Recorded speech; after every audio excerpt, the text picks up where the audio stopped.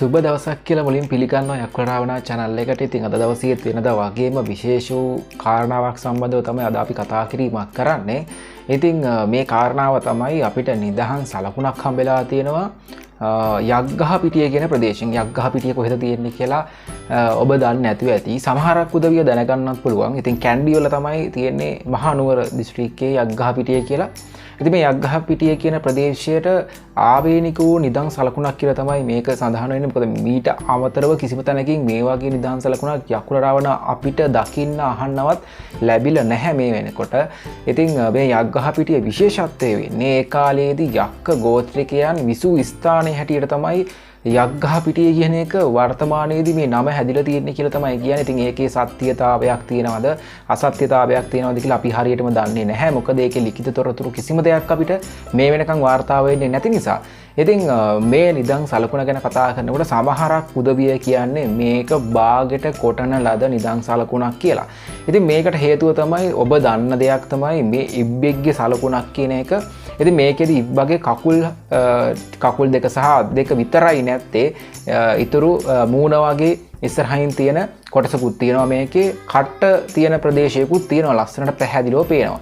ඉතින් ඒක නිසා තමයි මිනිස්සු මේ විදිහට විවිධ අර්ථකථන ගෙහෙන්නේ.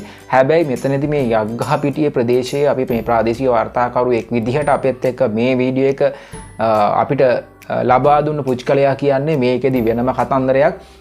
ඉතින් ඒකට තමයි ඒ කාලයේදී අටු කොටු පුරවණේවා තමයි මේ වී කියන්නේ ධන දාන්නේ කියන ඒවා. ඉතින් ධන දාන්නේ කියලා හඳුන්වනකොටම ධනය නෙවෙයි ධනයක් හැටියට ගත්තේ දාන්නේ කියන්නේ. ඒක නිසා තමයි ධන දාන්නේ කියලා ඒ වචනේ පාවිච්චි කරේ ඒ කාලේදී කියලා ඔහු අපෙත් එක්ක කතා කිරීමක් කරනකොට ඔහු කියන දෙයක් තමයි මෙන්න මෙතන ගොඩක් වටිනා කියන පැරණි අද වනකොට ලෝකෙම තුරන් වෙලා ගිහිල්ලා තියෙන ලෝකෙම විනාශ වෙලා ගිහිල්ලා තියෙන දුර්ලභ වී වර්ගයක් තියෙනවා.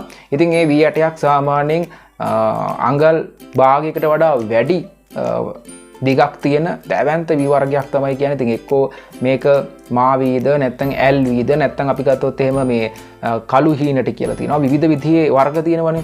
ඒතර සුවඳැල් කියලා තියෙනවා. ගොඩක් වී වර්ග තියෙනවා අද දවසේදී. ඉතින් ඒ වී වර්ග වලට එහා ගිහිල්ලා දැවැන්ත විදිහට මේ මහනුවර ආසන්නයේම තියෙන මේ යග්ගහපිටිය කියන ප්‍රදේශයේ දැවැන්ත විදිහටම රජතුමාට අවශ්‍ය කරන වී ටික හැදුවේ මෙතන. නැත්නම් මෙතන තමයි ඒ රජතුමාට අවශ්‍ය කරන බෙහෙත් ඖෂධ සඳහා ගන්න වී වර්ග නිෂ්පාදනය කරේ කියලා තමයි ඔහු කියන්නේ. ඉතින් ඒක සාටුවන් කරන්න නැත්නම් මේක පරම්පරාවෙන් පරම්පරාවට දවසකදී මේක වැදගත් වෙයි කියලා හිතලා තමයි මෙතන මේ විදිහට දෙයක් නිර්මාණය කරලා තියෙන්නේ කියලා තමයි ඔහු කියන්නේ. ඉතින් මේකේ සත්‍යතාවය ඔබට තීරණය කරගන්න පුළුවන්. ඔබට පුළුවන් මේ පිළිබඳව අපිට අදහසක් දෙන්න. ඉතින් ඔබගේ අදහස් වලට අපි ගොඩක් ගරු කරනවා. ඉතින් මේකෙදි අපිට තේරුම් ගන්න පුළුවන් වෙන්නේ හැබැයි මේ යග්ගහපිටිය ගැන දීර්ඝ වශයෙන්ම අපි ටිකක් හොයලා බලනවා. අර කියන විදිහට කිසිම අඩුම හේවායෙක්වත් මේ රජතුමාගේ හේවායෙක්වත් මේ පැත්තේ හිටියා. මේ යග්ගහපිටිය කියන ප්‍රදේශය කිසිම වාර්තාවල සඳහන් වුණේ නැති ප්‍රදේශයක්. ඉතින් ඒක නිසා අපිට හරියටම කියන්න බෑ. මොකද අද දවසේදී මේ ප්‍රදේශයේ ඔය කියන විදිහට කුඹුරු ඉඩම් නැත්නම් අපි කියනවා වගේ ගොවිතැන් කරන ඉඩම් දකින්න ලැබෙන්නේ නැහැ. මොකද අපි මේ කාරණාවත් එක්ක ගොඩක් ඒ පැත්ත හොයලා බැලුවා. හැබැයි අපිට අහන්න දකින්න ලැබුණේ වෙනම කාරණාවක්. ඒ කාරණාව රජතුමාගේ අවශ්‍ය කරන ධාන්‍ය ලැබුණේ වෙන ප්‍රදේශයකින් කියලා. මේ මැදමහනුවර ආසන්න වේ දැවැන්ත විදිහටම අමුණු 65කට එහා ගිහිල්ලා තිබුණු දැවැන්ත ප්‍රදේශයක් තිබිලා තිනවා.